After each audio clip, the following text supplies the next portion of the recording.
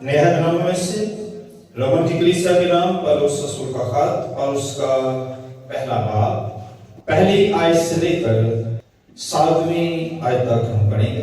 कलाम खुदा से मरकूम है, पौलुस की तरफ से जो यीशु मसीह का बंदा है और रसूल होने के लिए बुलाया गया और खुदा की उस खुशखबरी के लिए मखसूस किया गया, जिसका उसने पेशतर से अपने नबियों की मार्फत किताबे मुकद्दस में अपने बेटे हमारे खुदावंद यीशु मसीह के निस्बत वादा किया था, जो जिस्म के एतबार से दाऊद की नस्ल से पैदा हुआ, लेकिन पाकीज़गी की रूह के एतबार से मुर्दों में से जी उठने के सबब से कुदरत के साथ खुदा का बेटा ठहरा, जिसकी मार्फत हमको फर्ज और रसालत मिली, ताकि उसके नाम की खातिर सब कौमों में से लोग ईमान के ताबे हो, जिनमें से तुम भी यीशु मसीह के होने के लिए बुलाए गए हो।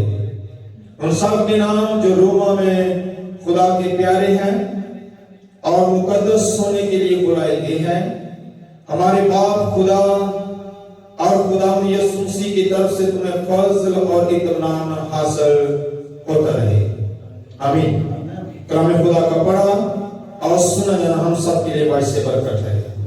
चंद माह कबल आपकी आंखों के सामने से कुछ ऐसी तहरीर गुजरी होगी कि किसी मुल्क की वजीर आजम थी, जब उसने देखा कि मस्जिद के अंदर कोई सिक्योरिटी गार्ड नहीं है, तो उसने वो वाले जो फराइज से खुद अंजाम दिए, यानी सिक्योरिटी गार्ड की वो जगह पर खड़ी हो गई। और जब वहां पर वो खड़ी हुई, जुमा की नमाज खत्म हुई, तो वहां पर जो नमाजी थे उन्होंने जब उनकी ये वाली कुर्बानी और मोहब्बत देखी, तो उन्होंने उस वजीर आजम औरत को दावत दी कि आप कितना मोहब्बत और प्यार हमसे करती हैं, आप किस कदर कुर्बानी करती हैं, आप किस कदर हरीम और आजिज हैं। हम आपको दावत देते हैं कि आप इस्लाम को कबूल करें। अब उस औरत का जवाब ये था, हर जो चीज है या शख्स है वो रद्दो कबूल के काबिल तब होता है जब हमें उसमें कोई बेहतरी जो है वो नजर आती है। एक पहली चीज मेरे पास है तो उसको रद्द तब करूंगा जब मुझे उससे कोई बेहतर जो है वो मिलेगी। तो उस वजीर आजम का कहना यह था कि खुदा यीशु मसीह जो कुंवारी औरत से पैदा हुआ, बगैर बाप के पैदा हुआ, और उसने मुर्दों को जिंदा किया, अंधों को आंखें दी, लंगड़ों को चलाया, बांझपन को दूर किया, और उसने मौत के डर को खत्म किया और कब्र पर फाते हुआ और मुर्दों में से जिंदा हुआ। अगर ये सब क्वालिटी और इससे बढ़कर अगर मुझे किसी और नबी में मिलेंगी तो मैं उस पर ईमान ले आऊंगा, मैं यीशु मसीह को छोड़ दूंगी। अगर कोई इससे बेहतर दुनिया में है अपनी कुदरत के सबब से तो मुझे बता देना, जिस दिन मिल जाएगा मैं उस पर ईमान ले आऊंगी। इस तरह से खुदा यीशु मसीह जो अपनी कुदरत और कदामत के सबब से लसानी है, और इसी तरह से आज का जो हमारा खास मजमून है वो है फकीदुल मिसाल क़यामत। खुदा यीशु मसीह जो लसानी है और उसका हर काम जो है वो लसानी है, उसके कामों में से एक काम जो है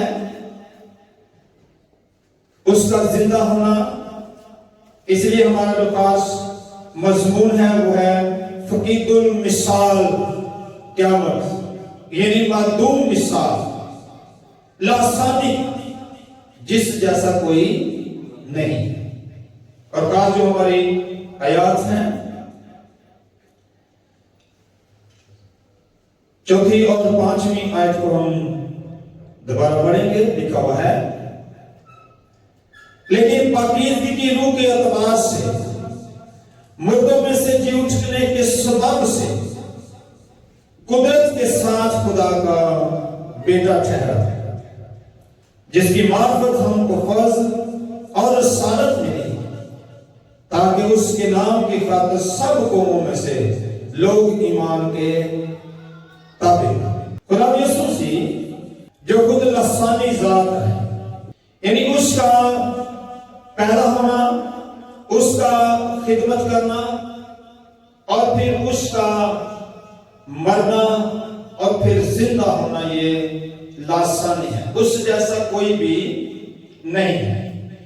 तो यहां पर पौलुस ने जो बातें की हैं उनको सामने रखें तो पहली आयत में वो अपना तारीफ करवाता है, और पौलुस जो शाऊल के नाम से जाना जाता था, मगर पौलुस ने गायबाना तौर पर अपना तारीफ करवाया और कहा कि पौलुस, और फिर उसने कहा यीशु मसीह का बंदा, उसने अपनी हैसियत बताई, और फिर उसके बाद वो अपनी खिदमत बताता है कि मैं अंजीर की खुशखबरी के लिए मखसूस जो है रसूल में किया गया। ये उसकी खिदमत है, वो उसका मुकाम, और फिर उसकी हैसियत, वो कहता है कि मैं बंदा हूं, और बंदा के लिए यूनानी जो लफ्ज़ है डोलोस इस्तेमाल हुआ, जिसका मतलब है ज़र खरीदा हुआ। अब उसकी अपनी हैसियत हस्ती कोई नहीं, इसलिए उसने शाऊल को खत्म किया और फिर गायबाना तारत से अपनी नफी करता है, और बेशक हकीकतन उसने शाऊल को मार दिया हुआ था। उसने कहा अब मैं जिंदा ना रहा, बल्कि मसीहा जो मुझ में जिंदा है। तो जब मैं इस बात को सोच रहा था कि मैंने पूछा किस बात पर हम सुनाएं, कहा हमें खिदमत के लिए जो है वो लोगों को बाहर जाए, या इसके अलावा जैसे ईद के दिन चल रहे हैं। तो फिर खुदा ने जो मुझे हवाला दिया वो यही था कि जिसमें हमें खिदमत का भी मिले, खिदमत का मरकज भी हो, और फिर जो त्योहार चल रहे हैं वो भी नुमाया हो। तो इसलिए चौथी और पांचवी आयत में ये बातें जो हमें मिलती हैं कि वो जिंदा हुआ, कुदरत के सबब से वो खुदा का बेटा ठहरा, और हमें रसालत मिली है ताकि खुशखबरी जो है उसको सुना सकें। तो जब खुदा यीशु से जिंदा हुआ तो जरूर है कि पहले इस बात का सबूत हो कि वो मरा भी था। बहुत सारी अक़वाम, बहुत सारे लोग ऐसे हैं जो खुदा यीशु मसीह को जिंदा तो मानते हैं, मगर उसकी मौत पर वो यकीन नहीं करते। लेकिन मसीहत के बुनियादी जो अकायद हैं वो यही थे, खास यीशु मसीह का नसानी तरीके से पैदा होना, और फिर यीशु मसीह का मरना, और फिर जी उठना, ये बुनियादी मरकज़ी और अजीम अकायद है जिनके वसीला से मसीह जो है वो कायम है।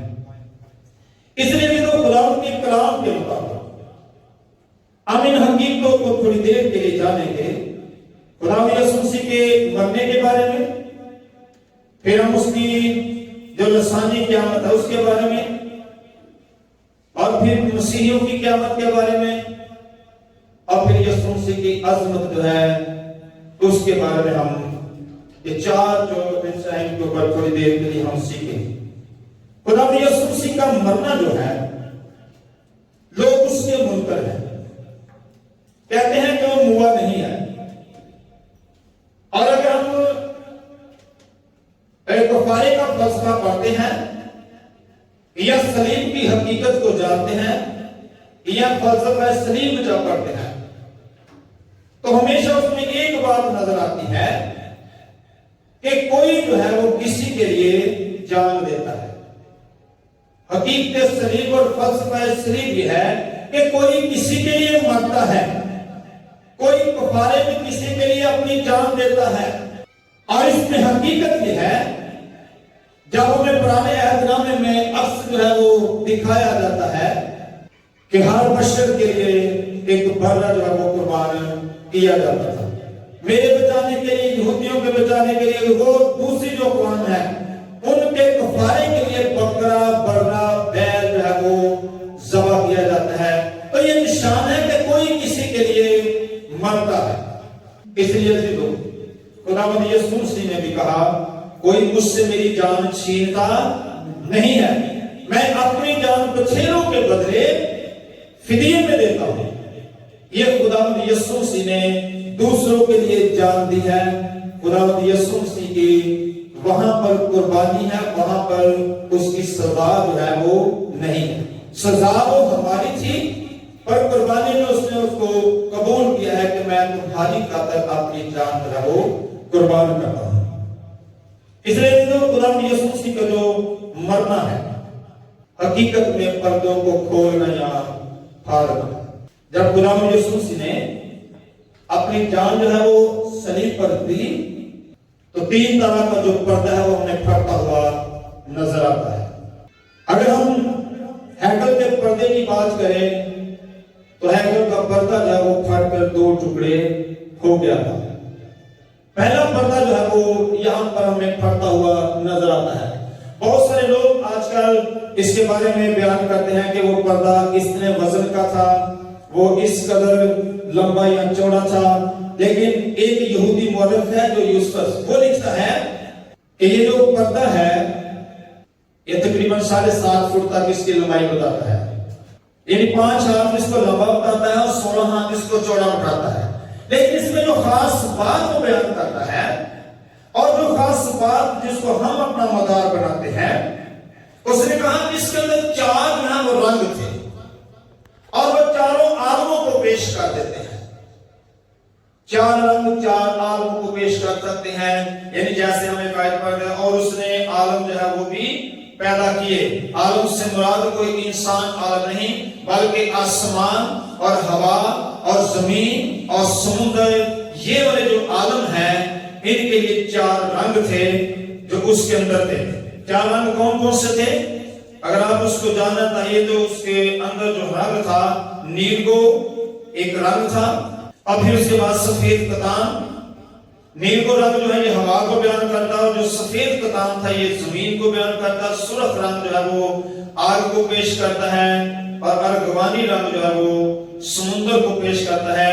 یہ یوسفس لکھتا ہے سمندر کو اس لیے کہ سمندر میں ایک ایسی قسم کی مچھلی ہے جو یہ رنگ جو ہے وہ چھوڑتی ہے۔ اس لیے وہ یہودی مورخ جو ہے اس بات کو ہائی لائٹ کرتا ہے، وہ کہتا ہے حقیقت میں پردہ جو ہے وہ 4 عالموں کو بیان کرتا ہے، اور پھر اس کے بعد یہ مشرق مغرب شمال اور جنوب کے لیے بھی ہے، تاکہ جب یہ پھٹ گیا اور پھٹنے کے بعد یہ سب کے لیے ایک راستہ جو ہے وہ کھل جاتا ہے۔ تو وہ کہتا ہے کہ ہیکل کا پردہ جو ہے، کچھ لوگ سوچتے تھے کہ ہیکل کا جو پردہ ہے جب کوئی بھونچال آیا اور ہیکل کا جو شتیر ہے وہ ہل گیا اور اس کے ہلنے سے جو پردہ ہے وہ پھٹ گیا تھا۔ یہ روایت مشہور ہے، لیکن اس نے کہا اس کا اوپر سے پھٹنا اس بات کا نشان ہے کہ خدا نے اپنی انگلی سے اس کو پھاڑا تھا، اور خدا نے وہاں پر جو ہے وہ کام کیا تھا، اور خدا نے وہاں پر جو ہے وہ مداخلت کی تھی۔ اور پھر اس کے بعد اگر جیسے خدا نے اپنی انگلی سے پھاڑا ہے، یا لوگ کچھ ہوتے ہیں، لیکن یہ بات ہے کہ آیا اس میں کوئی کسی طرح سے ظاہری وسیلہ جو ہے وہ داخل نہیں ہوا تھا۔ تو کچھ لوگ ایسا سوچتے ہیں، مگر کوئی ایسا وسیلہ نہ ہوا تھا کہ کوئی چیز لگے اور وہ پھٹے، بلکہ وہ مورخ لکھتا ہے کہ اگر جو 2 بیل اس کو مل کر کھینچے تو یہ پردہ پھٹ نہیں سکتا تھا، لیکن یہ خود سے پھٹا اس لیے کہ خدا کی قدرت نے اس کو پھاڑ دیا ہے۔ اور اس کے علاوہ ایک اور جو روایت چلی ہوئی تھی، وہ کہتے ہیں کہ یہ ایک بات کا نشان تھا کہ ہیکل جو ہے ناپاک ہو گیا، خدا کی حضوری یہاں سے نکل گیا، لیکن وہ کہتے ہیں کہ یہ صرف فلسطین تک ہی محدود رہی، یہ ارد گرد جو ہے وہ نہیں مشہور ہوئی۔ کہتے تھے کہ اس کا نشان یہ تھا، ہیکل کے ساتھ ایک دروازہ تھا جس کو 20 سال مل کر کھولتے تھے، اور جب یسوع سے زندہ ہو کر آسمان پر چلے گئے تو چند سالوں کے بعد وہ خود چلا گیا۔ اور ایک پہرے دار کہتا ہے کہ پینتیکوست کے دن میں نے دیکھا کہ وہاں سے یہ آواز آ رہی تھی کہ آؤ یہاں سے چلیں۔ تو اس نے کہا یہ روایت مشہور ہوئی کہ وہاں خدا کی حضوری جو ہے وہ نکل گئی ہے، اب اس محل کی ہمیں کوئی ضرورت نہیں رہی، ہیکل کی پرواہ جو ہے وہ چھوڑ دی گئی۔ اس لیے دیکھو یہ ایسے نشان ہے، یہ ایسا پردہ ہے جس کے پھٹنے سے لوگ آج یقین یہ کرتے ہیں کہ کوئی اس کو پھاڑ نہیں سکتا، کوئی چیز لگنے سے یہ پھٹ نہیں سکتا، بلکہ خدا کی قدرت نے اس کو پھاڑا ہے۔ اور نشان ہے کہ سب کے لیے، اب اپنوں کے لیے، غیروں کے لیے یہ راستہ جو ہے وہ کھل گیا ہے۔ اس نے راستہ جو ہے وہ تیار کر دیا ہے۔ اور نئے عہد میں پولس اس بات کو واضح طور پر بیان کر دیتا ہے کہ اس نے جدائی کی جو دیوار ہے اس کو ختم کر دیا تھا۔ اگر خدا نکل جائے تو اس کا مطلب جدائی بڑھ گئی ہے، مگر دیوار ختم ہوئی تو جدائی ختم ہوئی اور ہمارا خدا کے ساتھ میل ملاپ ہو گیا۔ اس کے بعد جو دوسرا پردہ پھٹ چکا تھا وہ کون سا تھا؟ اور دوسرا جو پردہ ہے خاص طور پر ہمیں یہ دکھایا جاتا ہے کہ دوسرا پردہ کون سا پردہ؟ یسوع مسیح کی موت سے جو قبر تھی ان کے منہ کھل گئے، جو موت ہے اور جو ماتیت ہے وہ ختم ہو گئی۔ اب موت جو اس کا پردہ پھٹ گیا اور یہ پتال سے تعلق رکھتا ہے اور یہ روح سے تعلق رکھتا ہے، یہ پردہ پھٹ گیا اور زندگی جو ہے وہ پھر ظاہر ہوئی۔ اس پردے کا پھٹنا حقیقت میں یہ مسیحیوں کی جو قیامت ہے اس کی طرف اشارہ تھا۔ اور تیسرا پردہ جو ہے وہ کون سا؟ جب خدا یسوع مسیح نے اپنی جان دی تو جیسے کہا لوگ سوچتے ہیں بچاس سے وہ پردہ پھٹ گیا، بچاس سے قبریں جو ہیں وہ کھل گئی، تو بچاس کے ساتھ ایک اور پردہ جو ہے وہ پھٹ گیا تھا۔ متی کے انجیل میں یہ ملتا ہے کہ جب صلیب کے پاس ایک صوبیدار جو کھڑا تھا تو اس کے باطن کا جو پردہ تھا وہ بھی پھٹ چکا تھا، اس کے باطن کا پردہ پھٹ گیا۔ اور لکھا ہے اس نے بھنجال کو دیکھا اور بھنجال کو دیکھنے کے بعد اس نے کہا کہ حقیقت میں یہ راست باز خدا کا کیا تھا؟ بیٹا تھا۔ اب اس کی آنکھوں سے جھوٹ کا پردہ پھٹ گیا اور پھر اس کے کردار سے اس کا باطن کا جو پردہ ہے وہ ہٹ جاتا ہے اور اس بات کا وہ اقرار کرتا ہے کہ یسوع مسیح خدا کا بیٹا ہے۔ اور صرف بھنجال کی وجہ سے نہیں ایسا، بلکہ اس سارے معاجرے سے، جو معاجرہ اس نے دیکھا کہ خدا نے یسوع مسیح کو پکڑا اور پھر اسے پیش کیا اور پھر اس کے کرتے پر جو ہے انہوں نے جوا کھیلا اور پھر خدا نے یسوع مسیح کو کوڑے لگائے، کانٹوں کا تاج پہنایا گیا اور پھر اس کو کیلوں کے ساتھ جڑ دیا اور پھر اس نے راست بازی دیکھی، اس کا صبر اور اس کی حلم مزاجی دیکھی کہ اس نے ایک ڈاکو کے لیے بھی دعا کی، اس کو فردوس میں لے گیا، اس نے ستانے والوں کے لیے دعا کی، ماں کی نگہداشت کے لیے اس نے یہ ذمہ داری کو پورا کیا۔ اور پھر اس کے بعد جب آخری وہ مکالمہ بولتا ہے کہ اے باپ میں اپنی روح تیرے ہاتھوں میں سونپتا ہوں، تو وہ پھر کہتا ہے حقیقت میں یہ راست باز خدا کا بیٹا ہے۔ صرف بھنجال نہیں بلکہ یہ سارا ماجرا سننے اور دیکھنے کے بعد وہ چشمدید گواہ بنتے ہوئے اس بات کا اقرار کرتا ہے کہ یسوع مسیح خدا کا بیٹا ہے۔ اس لیے یسوع مسیح کا جو مرنا تھا اس کے لیے تبدیلی کا باعث ہوا اور مسیحت کے لیے ترقی کا باعث ہوا، کیونکہ یہ ہمیں روایت ملتی ہے کہ یہی جو آدمی تھا اس کا نام لووین گنیس شاید بتایا جاتا ہے، لووین گنیس، اور کہا جاتا ہے کہ یہ کپدوکیا کا بشپ جو ہے وہ بنا تھا اور اس کو شہید کر دیا گیا تھا، لیکن مسیحت نے اس کے وسیلہ سے ترقی کی تھی۔ اس لیے جو خدا کی کلام کے مطابق یسوع مسیح کا مرنا جو تھا وہ بہت سارے پردوں کو پھاڑنے کا باعث بنا، اور یہ سب سے خطرناک غلاف یعنی پردہ ہے جو ہمارے باطن پر پڑا رہتا ہے، جو ہماری شاید آنکھوں پر پڑا رہتا ہے، جو ہمارے شاید دلوں پر پڑا رہتا ہے کہ ہم یسوع مسیح کو خدا کا بیٹا تصور نہیں کرتے۔ اس کے بعد ہم آگے بڑھتے ہیں اور خاص طور پر ہم یسوع مسیح کے جو قیامت لسانی قیامت ہے اس کی طرف آگے بڑھتے ہیں۔ خدا یسوع مسیح کی لسانی قیامت، یعنی کیوں ہم اس کو لسانی کہتے ہیں؟ کیوں خدا یسوع مسیح مر کر زندہ ہوئے تھے؟ खुदा यीशु मसीह को हम जिंदा पेश करेंगे आने वाले दिनों में।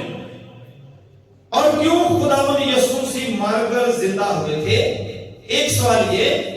और फिर खुदावंद यीशु मसीह की ये जो क़यामत है, ये लसानी क्यों है? लसानी क्यों है? सबसे पहली बात, ये लासानी क़यामत इसलिए है, क्या तीसरे दिन जिंदा हुआ यीशु मसीह इसलिए है? अभी जवाब नहीं, ये सवाल है। क्या इसलिए है कि यीशु मसीह तीसरे दिन जिंदा हुआ? पर यीशु मसीह ने तो पहले दिन के मुर्दों को भी जिंदा जो है वो कर दिया था। क्या इसलिए लसानी है कि सिर्फ वही मारकर जिंदा हुआ है, कोई और नहीं? तो बेशुमार यीशु मसीह के बाद और पहले जो है वो पहले जो है वो हमें मारकर जिंदा हुए नजर आते हैं। तो खुदावंद यीशु मसीह का लसानी क़यामत बनना इसलिए था कि यीशु मसीह से पहले जितने भी मर चुके थे, सबसे पहली बात कि यीशु मसीह से पहले जितने लोग भी मर चुके थे, उनको जब जिंदा किया गया और जिंदा करने के बाद फिर उन पर मौत आई, पर खुदावंद यीशु मसीह जब जिंदा हुआ तो दोबारा मौत ने उसको ना छुआ और कहा कि अब तो बाद ये जिंदा रहेगा। और उसकी वजह क्योंकि जैसे हमें नजर आता है कि लाजर को जिंदा किया तो वो फिर मर गए। उसके बाद जो दूसरी बात है कि किताब मुकद्दस के मुताबिक खुदावंद यीशु मसीह जिंदा हुआ है, और किसी नबी के बारे में यह खबर नहीं मिलती कि वो जिंदा है, और किसी रसूल के बारे में यह खबर नहीं मिलती कि वो जिंदा है। इसलिए उनकी किताबें जो हैं उनको मुर्दा ही साबित करती हैं, और हमारी किताब खुदावंद यीशु मसीह को जिंदा साबित करती है। इसलिए वो लसानी है, क्योंकि पौलुस कहता है और मसीह किताब मुकद्दस के मुताबिक जी उठा। इसलिए तो खुदावंद यीशु मसीह के लसानी होने की दूसरी बात ये थी। और तीसरी जो बात है वो कौन सी थी? तीसरी बात खास जो है वो कौन सी है? हम सब जो है ईमानदार जब मरेंगे जिंदा किए जाएंगे, गुनाहगार मर जाएंगे जिंदा किए जाएंगे, नबी मर गए हैं वो भी जिंदा किए जाएंगे। पर खुदावंद यीशु मसीह वहां ऐसा खुदा का बेटा है जो कुदरत के साथ जिंदा और खुदा का बेटा ठहरा है। कोई उस जैसा नहीं है कि अपनी कुदरत से जिंदा हुआ हो। इसलिए उसको हम फकीरुल मिसाल क़यामत में जो है शामिल करते हैं। कोई और उस जैसा शामिल नहीं हो सकता, कोई उस तरह का नहीं है। इसलिए ये खुदावंद यीशु मसीह की क़यामत है जो लसानी है। तो मसीहियों की क़यामत जो है, यानी मसीही जो लोग हैं वो जिंदा किए जाएंगे, या हम कह सकते हैं जी कुल आलम की जो क़यामत है, यानी सब लोग जो है वो जिंदा किए जाएंगे।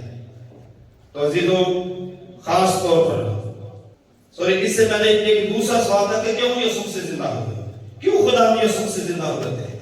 इसलिए कलाम मुकद्दस में ये बात लिखी हुई है।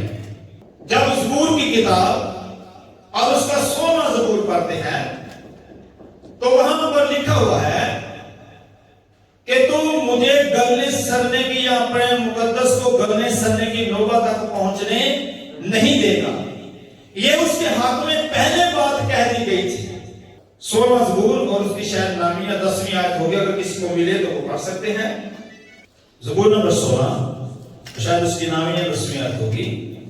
क्योंकि ना तू मेरी जान को पताल में रहने देगा, क्योंकि ना तू मेरी जान को पताल में रहने देगा, ना अपने मुकद्दस को सड़ने देगा, ना अपने मुकद्दस को सड़ने देगा, तू मुझे जिंदगी की राह दिखाएगा, तू मुझे जिंदगी की राह दिखाएगा।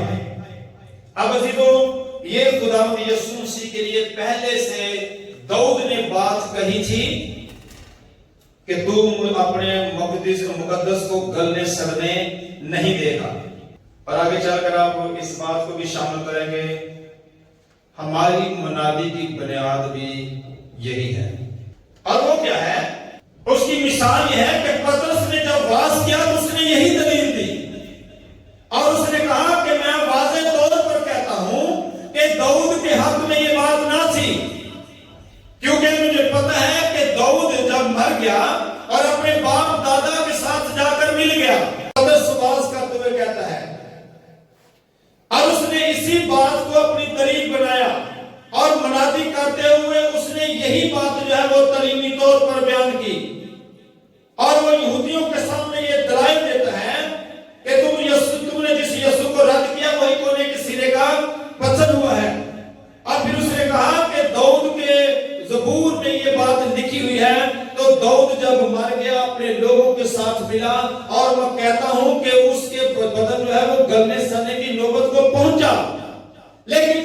जिंदा किया गया उसका बदन जो है वो गलने सड़ने की नौबत तक ना पहुंचा, और जो जिंदा हुआ कोई और दौड़ नहीं बल्कि वो खुदा का बेटा खुदावंद यीशु मसीह है।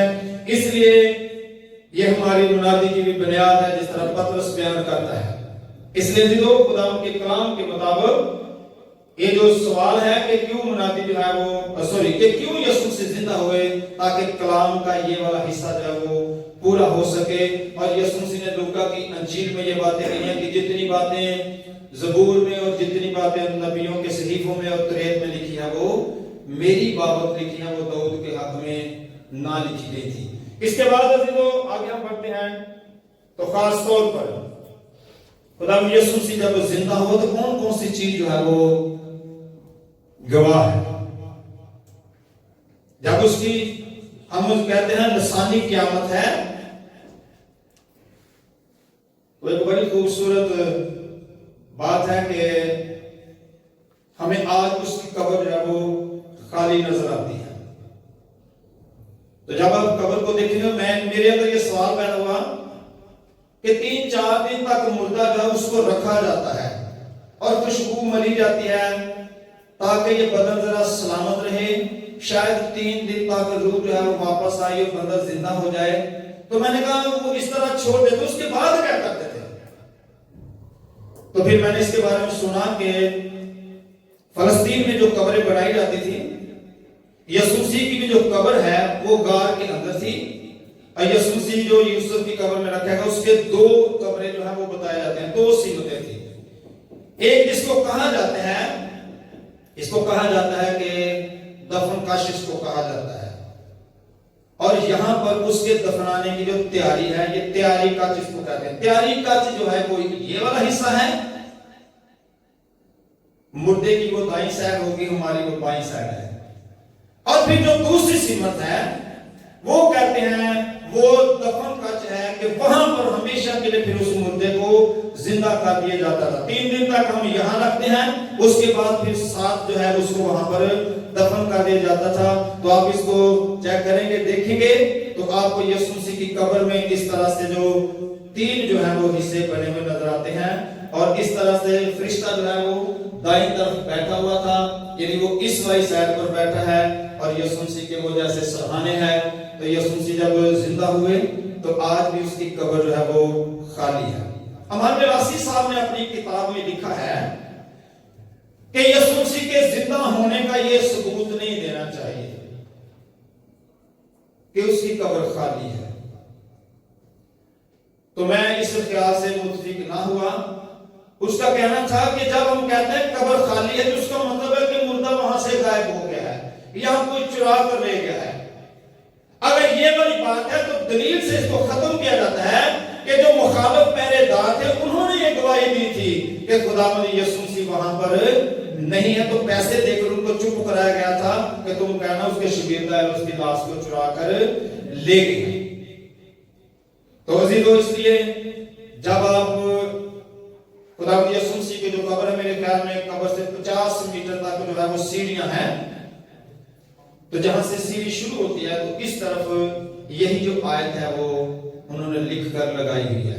रोमियो 1 बाब उसकी 4थी जो आयत है वहां पर लिखी हुई है, एक स्लैब के ऊपर या पत्थर के ऊपर उन्होंने लिख कर लगाई हुई। इस तरह से आप सीढ़ियां नीचे उतरना शुरू करेंगे तो यहाँ पर इस तरफ सबसे पहले ये आयत रोमियो 1 बाब उसकी 4थी आयत जो है वो लिखी हुई है कि वो जिंदा होकर कुदरत के साथ खुदा का बेटा ठहरा। अब जितने लोग देखने जाते हैं इस आयत को पढ़ते हैं, जैसे पलूस ने कहा तो सब लोग कहते हैं, सूबेदार ने कहा, सब कौम कहते हैं कि कुदरत के साथ खुदा का बेटा ठहरा। तो उसके बाद कब्र के अंदर जाते हैं तो वहां पर उनको जो निशान मिलते हैं, यानी खाली कब्र इस बात की गवाही देती है कि खुदावंद यीशु मसीह यहाँ पर नहीं है। बाकी सब की कब्रें जो है वो बंद हो जाती है, सब दफनाए जाते हैं। अगर उनका दफन स्थान जो है वो दफन किए हुए वो बंद होता है, मगर यीशु मसीह का दफन स्थान जो था वो खाली था, वहां पर कोई मुर्दा नहीं था। इसलिए खुदावंद यीशु मसीह जो है वो जिंदा है, और आज हम उसके जिंदा होने की गवाही देते हैं। और गवाही में पत्थर जो है आज भी वहां पर है वो गवाही देते हैं, اور فرشتے آج بھی آسمان پر ہیں، وہ گواہی دیتے ہیں، اور خدا کا کلام آج بھی زمین پر وہ گواہی دیتا ہے کہ یسوع مسیح زندہ تھا اور اب دو بعد وہ زندہ رہے گا۔ کسی سے بھی پوچھ لیں، یسوع مسیح زندہ ہے۔ ہم یہ حوالہ جو وہ غیر اقوام کا کوٹ نہیں کر سکتے، کیونکہ ایک دفعہ بات ہوئی ڈپٹی صاحب کے ساتھ، تو انہوں نے کہا کبھی بھی اپنے سچ کو ثابت کرنے کے لیے جھوٹ کا سہارا نہیں لیتے، ورنہ جو غیر کی کتابیں کہتی وہ بھی ہے کہ یسوع آسمان پر زندہ ہے، مگر وہ موت کو نہیں مانتے۔ ان کی کتابیں کہتے ہیں کہ یسوع مسیح جو ہے وہ زندہ ہے۔ اس لیے جو خداوند کے کلام کے مطابق جب خداوند یسوع مسیح زندہ ہے تو اس کے زندہ ہونے کا مقصد جو ہے وہ کیا ہے، اور پھر مسیحیوں کی قیامت جو ہے اس مقصد کو پورا کرتی ہے۔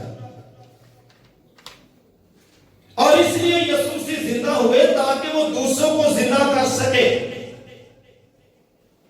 اور اس لیے یسوع مسیح زندہ ہوئے اور دوسروں کو زندہ کرتے ہیں تاکہ وہ بہت سارے بھائیوں میں پلوٹا ٹھہرے۔ تو یہ جو ہمارا تیسرا پوائنٹ ہے مسیحیوں کی جو قیامت ہے، یعنی پیروکاروں کی قیامت، اور اس میں آپ سب اس بات کو جانتے ہیں کہ بہت سارے لوگ تھے جو اس دور میں بھی، جب یسوع مسیح کا دور تھا اور اس کا دور بھی تھا، تو وہ لوگ قیامت کو نہیں مانتے تھے۔ خداوند یسوع مسیح نے بہت مرتبہ قیامت جو ہے اپنی زندگی میں دکھائی ہے۔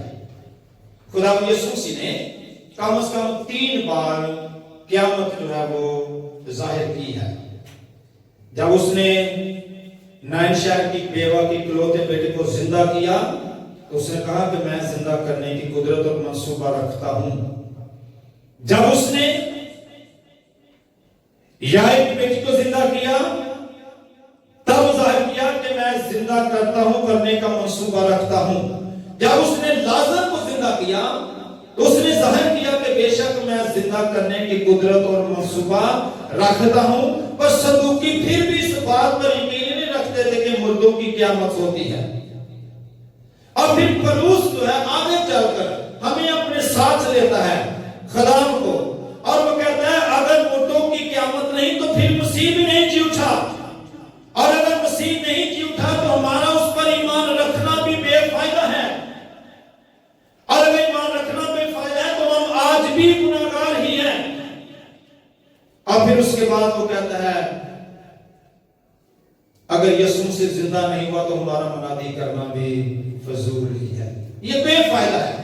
اگر ہم منادی کرتے ہیں ہم اسی خوشخبری کی منادی کرتے ہیں، ہم نے یہی خوشخبری جا کر لوگوں کو بتانی ہے کہ ایک ہے جو تمہارے لیے ہوا ہے، ایک ہے جو کفارے میں دوسروں کے لیے ہوا ہے، ایک ہے جو مرنے کے بعد پھر وہ زندہ ہوا ہے، اور ایک ہے جو عالم بالا پر خدا کی دائیں طرف بیٹھا ہے، اور وہ کوئی اور نہیں بلکہ خدا کا بیٹا خداوند یسوع مسیح ہے۔ اس لیے عزیزو مسیحیوں کو جو قیامت ہے یہ آپ کو پہلا کرنتھیوں کے 15ویں باب میں ملے گا، یہ جو مسیحی اور مسیحیوں کی قیامت ہے۔ پولس نے اعمال کی کتاب میں جب منادی کرنا شروع کی اس بات کا اقرار کرتا ہے کہ میں نے سب سے پہلے مجھے یہی بات خداوند سے پہنچی تھی۔ کرنتھیوں خط میں کہتا ہے مجھے سب سے پہلے یہی بات جو ہے وہ خداوند سے پہنچی کہ مسیح کتاب مقدس کے مطابق جی اٹھا ہے، اور پھر وہ بھی دلیل دیتا ہے داؤد کی اور کہتا ہے کیا وہ داؤد کے حق میں تھا؟ داؤد اپنے باپ دادا کے ساتھ سو گیا اور اس کی جو لاش ہے وہ گلنے سننے کی نوبت تک پہنچی، مگر جو زندہ کیا گیا۔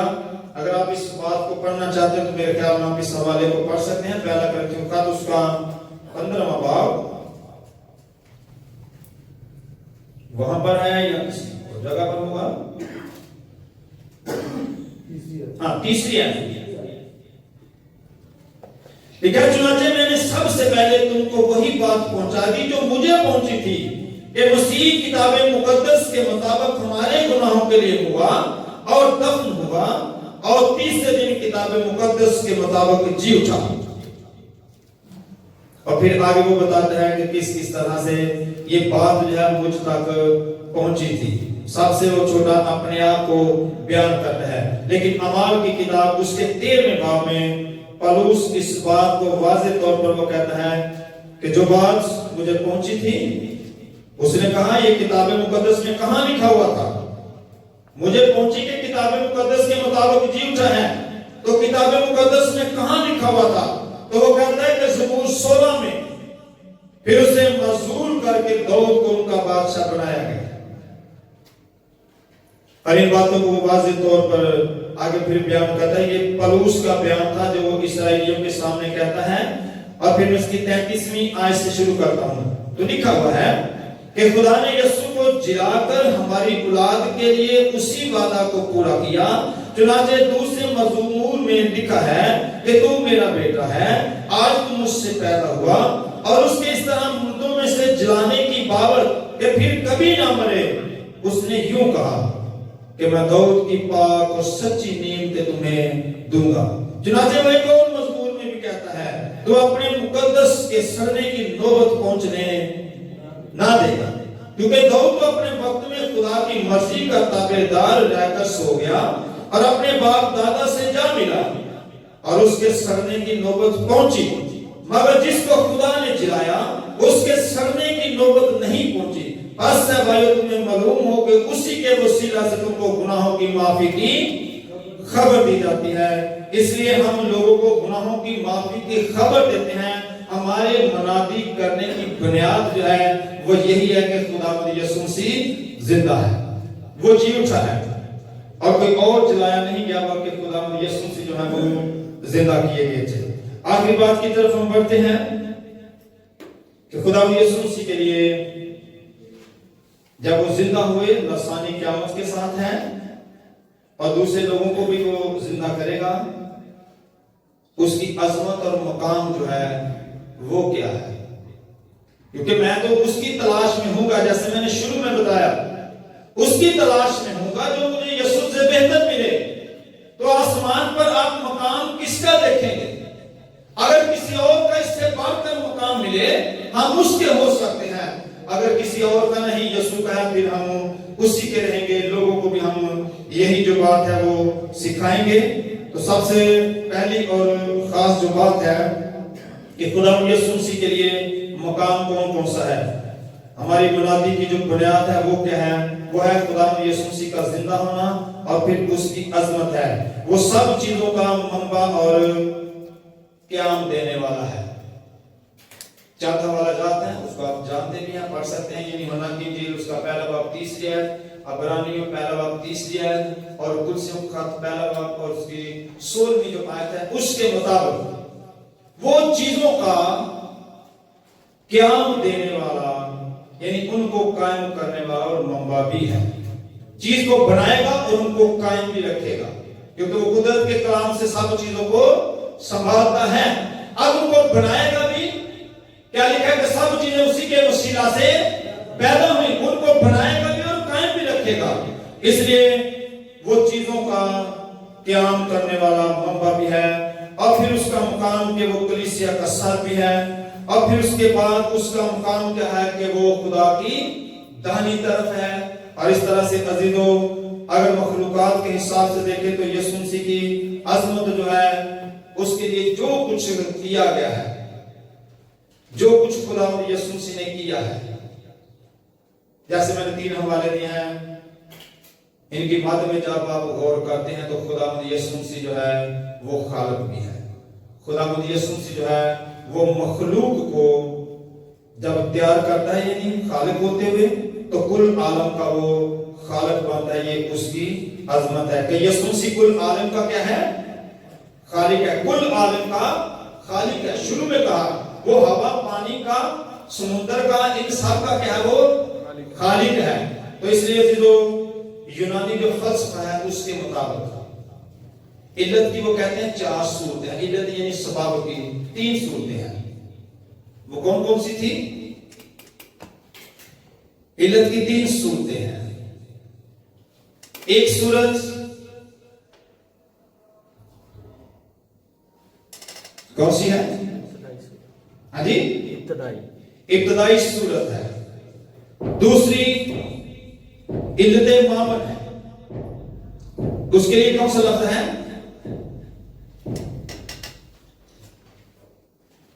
3 علتیں ہیں یونانی فلسفے کے مطابق.